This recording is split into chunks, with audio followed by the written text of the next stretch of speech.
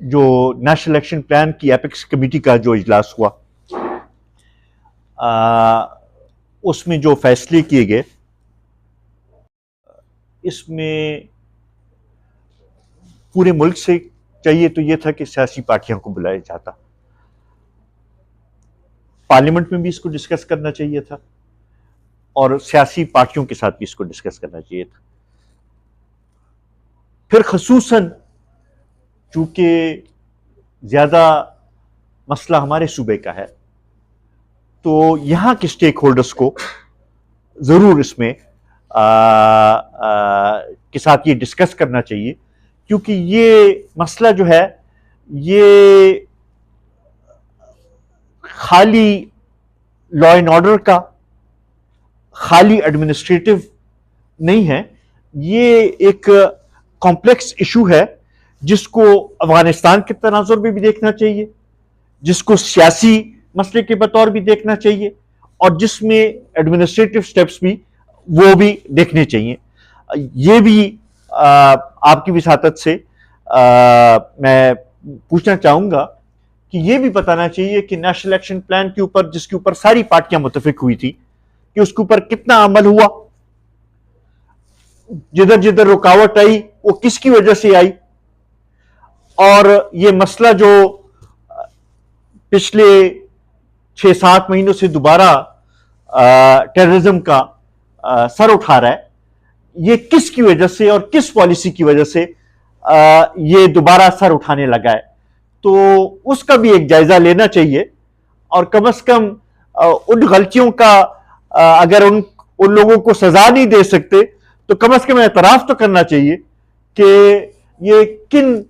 غلط پالیسیز کی وجہ سے یا درمیان میں کیا ایسی باتیں ہوئی جس کی وجہ سے آج پھر یہ مسئلہ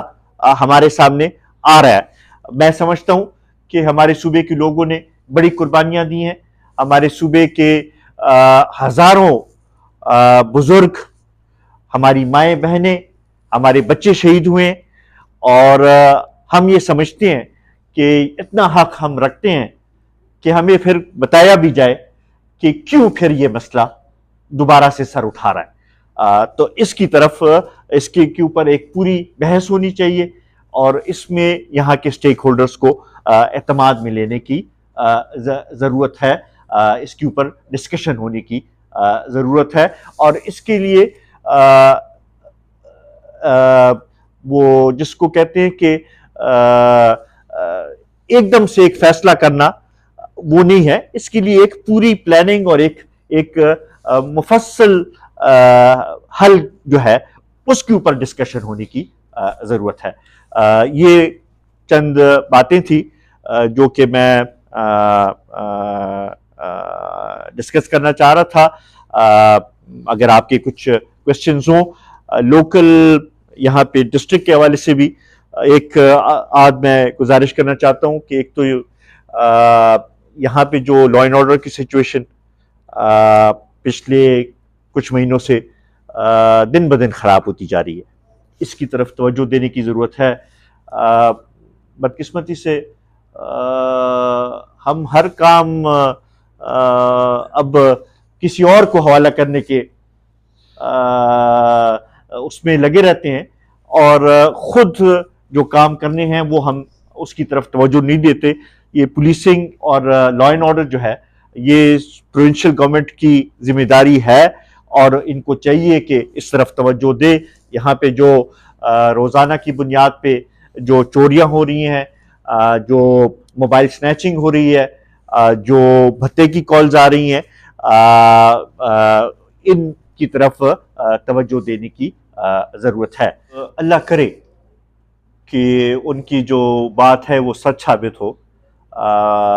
کیونکہ پچھلے 24 پروگراموں سے تو ہم یہی سن رہے ہیں کہ یہ آخری پروگرام ہوگا، لیکن اس کے بعد پھر 24 اور پروگرام بھی ہوئے، تو اللہ کرے. لیکن جیسے میں نے آپ کو پہلے کہا کہ اگر ہم اپنے پیر اپنی چادر کے مطابق نہیں پھیلائیں گے، اور ہم اپنے پیر اپنی چادر سے زیادہ پھیلائیں گے، تو پھر تو میرے خیال میں آپ کو معلوم ہے کہ کیا ہوگا. وہ چیز ہمیں نظر نہیں آئی کہ اپنے خرچے جو ہیں وہ کم کیے جائیں. میں چلے ان کی اس بات سے بھی اتفاق کر لیتا ہوں، لیکن آپ ایک طرف تو آپ کہتے ہیں کہ ہم محکمے ختم کرنے جا رہے ہیں، ہم کفایت شاری کی طرف جا رہے ہیں، دوسری طرف آپ 32% اپنے اخراجات کا جو اخراجات ہیں ان کو بڑھائیں. تو یہ میں نے جو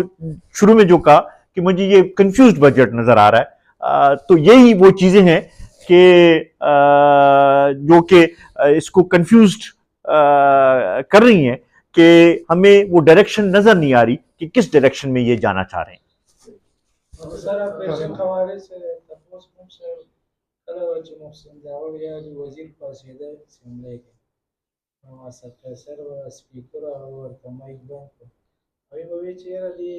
آپریشن ته ضرورت نشته بس موږ سټیبل وو اوس دوی هغه آپریشن خلاف دي خپله او بل دا خبره ده سر چې کاظم خان ډېر ښه طرف ته دغه وکړو. دا وګوره چې اپیکس کمیټه اجلاس کې د صوبې وزیر اعلی ناست و، اوس دې باندې موږ نه پوهېږو چې هلته